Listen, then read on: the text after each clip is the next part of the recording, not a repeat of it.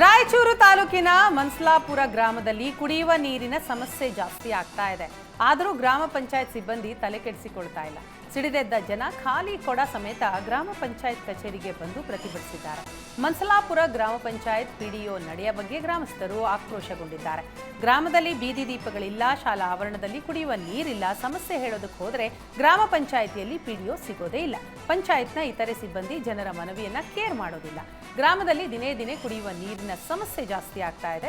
ಒಂದು ವಾರದ ಒಳಗೆ ನೀರಿನ ಸಮಸ್ಯೆ ಬಗೆಹರಿಸಲು ಗ್ರಾಮಸ್ಥರು ಪಿಡಿಒಗೆ ಆಗ್ರಹಿಸಿದ್ದಾರೆ. ಬೆಳಗಾವಿ ತಾಲೂಕಿನ ಬಡೇಕೊಳ್ಳ ಮಠದ ಬಳಿ ರಾಷ್ಟ್ರೀಯ ಹೆದ್ದಾರಿಯಲ್ಲಿ ನಿಯಂತ್ರಣ ತಪ್ಪಿ ಗೂಡ್ಸ್ ವಾಹನ ಡಿವೈಡರ್ ಮೇಲೆ ಹತ್ತಿದೆ. ಸ್ವಲ್ಪದರಲ್ಲಿಯೇ ಚಾಲಕ ಬಚಾವಾಗಿದ್ದಾನೆ. ಬೆಳಗಾವಿಯಿಂದ ಧಾರವಾಡದತ್ತ ಹೋಗ್ತಾ ಇದ್ದ ಗೂಡ್ಸ್ ವಾಹನ ಅಪಘಾತಕ್ಕೆ ಈಡಾಗಿದೆ. ನಿಯಂತ್ರಣ ತಪ್ಪಿ ಡಿವೈಡರ್ ಮೇಲೆ ವಾಹನ ಹತ್ತಿಸಿದ್ದಾನೆ. ಅದೃಷ್ಟವಶಾತ್ ಗೂಡ್ಸ್ ವಾಹನದ ಚಾಲಕ ಬದುಕಿ ಉಳಿದಿದ್ದಾನೆ. ಹಿರೇಬಾಗೇವಾಡಿ ಪೊಲೀಸ್ ಠಾಣಾ ವ್ಯಾಪ್ತಿಯಲ್ಲಿ ಈ ಘಟನೆ ನಡೆದಿದೆ.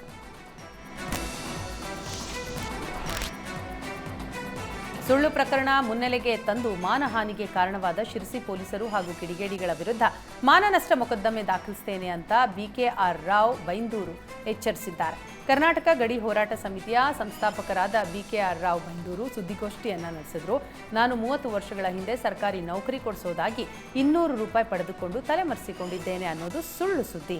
ಈ ಸುದ್ದಿಯನ್ನ ಶಿರಸಿಯ ಗ್ರಾಮೀಣ ಪೊಲೀಸರು ಹಾಗೂ ಕೆಲ ಕಿಡಿಗೇಡಿಗಳು ಸಾಮಾಜಿಕ ಮಾಧ್ಯಮಗಳಲ್ಲಿ ಹರಿಬಿಡ್ತಾ ಇದ್ದಾರೆ. ಈ ಮೂಲಕ ನನ್ನ ಹೆಸರಿಗೆ ಕಳಂಕ ತರ್ತಾ ಇರುವ ವ್ಯಕ್ತಿಗಳ ವಿರುದ್ಧ ಕ್ರಮ ಕೈಗೊಳ್ಳಲೇಬೇಕು ಅಂತ ಆಗ್ರಹಿಸಿದರು.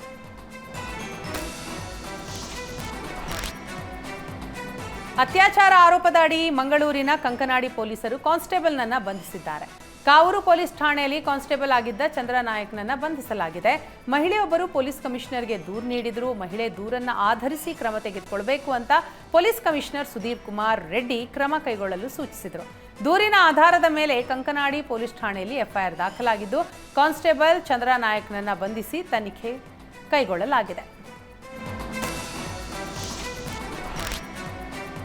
ತಮ್ಮ ಊರಿನ ರಸ್ತೆ ಹಾಳಾಗಿದ್ದರಿಂದ ರಸ್ತೆ ಸಮಸ್ಯೆ ಸರಿಪಡಿಸುವಂತೆ 8ನೇ ತರಗತಿ ಬಾಲಕಿ ಪ್ರಧಾನಿ ನರೇಂದ್ರ ಮೋದಿಗೆ ಪತ್ರ ಬರೆದಿದ್ದಾಳೆ. ಕೊಪ್ಪ ತಾಲೂಕಿನ ಮಲಗಾರು ಗ್ರಾಮದ ಸಿಂಧೂರ ಮೋದಿಗೆ ಪತ್ರ ಬರೆದಿದ್ದಾಳೆ. ನಮ್ಮೂರಿನ ರಸ್ತೆ ತುಂಬಾ ಹಾಳಾಗಿದೆ, ದುರಸ್ತಿ ಮಾಡಿಸಿಕೊಡುವಂತೆ ಮನವಿ ಮಾಡಿಕೊಂಡಿದ್ದಾಳೆ.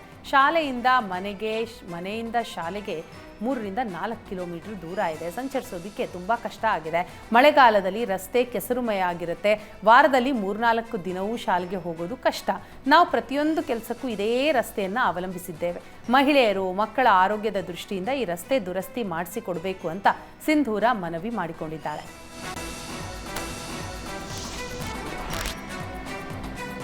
ಕರ್ನಾಟಕದ ಶಾಲೆಗಳಲ್ಲೂ ಯು ಶೇಪ್ನಲ್ಲಿ ಕುಳಿತುಕೊಳ್ಳುವ ವ್ಯವಸ್ಥೆಗೆ ಒತ್ತಾಯಿಸಿ ಶಿಕ್ಷಣ ಸಚಿವ ಮಧು ಬಂಗಾರಪ್ಪಗೆ ಪತ್ರ ಬರೆಯಲಾಗಿದೆ.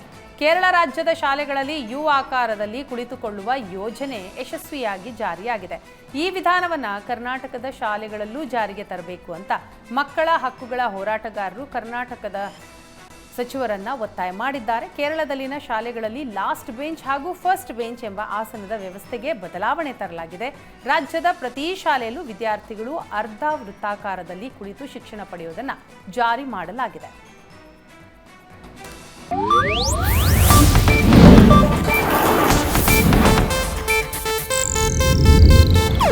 ಇದು ಏಷ್ಯಾನೆಟ್ ನ್ಯೂಸ್ ನೆಟ್ವರ್ಕ್ ಪ್ರಸ್ತುತಿ.